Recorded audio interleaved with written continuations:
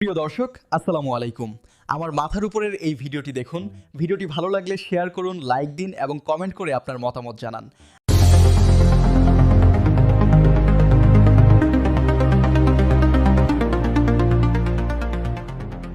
রাজনীতির ঊর্ধ্বে উঠে দেশনায়ক তারেক রহমান স্থাপন করলেন এক মানবিক অভিভাবকত্বের অনন্য দৃষ্টান্ত।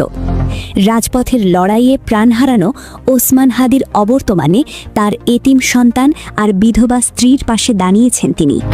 আজ থেকে ওসমান হাদির পরিবারের সকল দায়িত্ব নিজের কাঁধে তুলে নিলেন তারেক রহমান।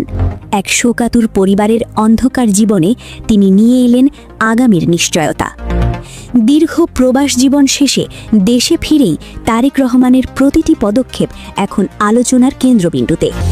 দলীয় সূত্র জানায়, দেশে ফেরার পর বিভিন্ন গুরুত্বপূর্ণ বৈঠকের মাঝেও তিনি আলাদাভাবে খোঁজ নিয়েছেন শহীদ ওসমান হাদির পরিবারের। তিনি স্পষ্ট করে জানিয়েছেন, আইনি লড়াই, সামাজিক নিরাপত্তা এবং হাদির সন্তানদের ভবিষ্যৎ শিক্ষার বিষয়ে পরিবারটি যেন নিজেদের একা মনে না করে। এই গুরুদায়িত্ব এখন থেকে তিনি ব্যক্তিগত ও দলীয়ভাবে বহন করবেন।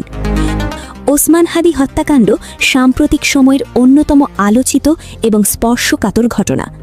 বিচারহীনতার সংস্কৃতি আর আর্থিক অনিশ্চয়তার মুখে যখন পরিবারটি দিশেহারা, তখন তারেক রহমানের এই ঘোষণা রাজনৈতিক মহলে এক নতুন বার্তার জন্ম দিয়েছে। বিএনপি নেতারা বলছেন, এটি কেবল রাজনৈতিক কোনো প্রচারণা নয়, বরং একজন কর্মীর পরিবারের প্রতি নেতার সামাজিক দায়বদ্ধতা। ইতিবাচক এই উদ্যোগে পরিবারটি ফিরে পেয়েছে মানসিকভাবে বেঁচে থাকার শক্তি। রাজনীতি, মানবিকতা আর ন্যায় বিচারের দাবি সব মিলিয়ে তারেক রহমানের এই উদ্যোগ দেশবাসীর নজরে এখন বিশেষ গুরুত্ব পাচ্ছে।